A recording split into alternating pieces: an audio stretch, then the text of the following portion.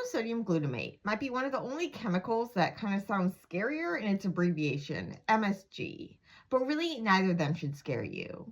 Monosodium glutamate is just the salt form of the amino acid glutamate, which is a crucial amino acid in our bodies, and we get it through our food. It gives us that umami taste, and it's a total myth that it causes a bunch of weird symptoms. Basically, there was a doctor in the 1968, I think, and he went to a Chinese food restaurant, and then he sent this letter into the New England Journal of Medicine saying, I got these weird symptoms of tingliness and stuff after I ate at this Chinese food restaurant. The journal published this, and then other people started sending in letters, and then you get this kind of rumored thing, and it comes down to a culturalized phenomenon that is based in large part on racism and all this various background.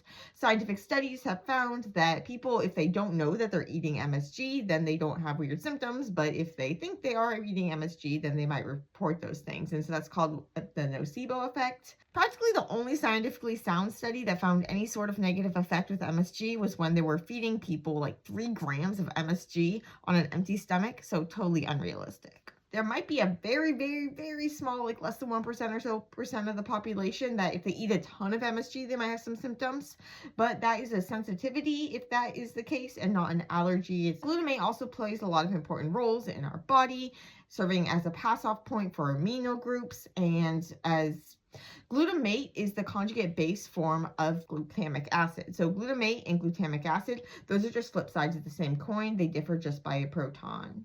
Normally in our bodies, it's going to be in that glutamate form. That glutamate form is negatively charged. A salt is a neutral ionic compound. So you've got a negatively charged thing and a positively charged thing, and combined their charges cancel out and you get this neutral compound. So monosodium glutamate is saying we have 1 sodium molecule per glutamate molecule, which makes sense because glutamate has a -1 charge and sodium has a +1 charge. When you think of the word salt, you probably think of table salt, which is sodium chloride, where you've got the +1 from the sodium and the -1 from the chloride. Sometimes you get salts with molecules that have a more than 1 charge, and so say calcium chloride, calcium has a +2 charge, and so you need 2 chloride ions in order to balance that out.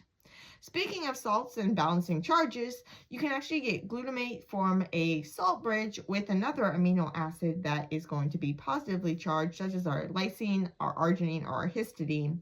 When you have these kind of bridges form between proteins or within a protein between a negatively charged amino acid, so one of the acidic amino acids, and one of the positively charged basic amino acids, you call this a salt bridge. It's just another word for an ionic bond.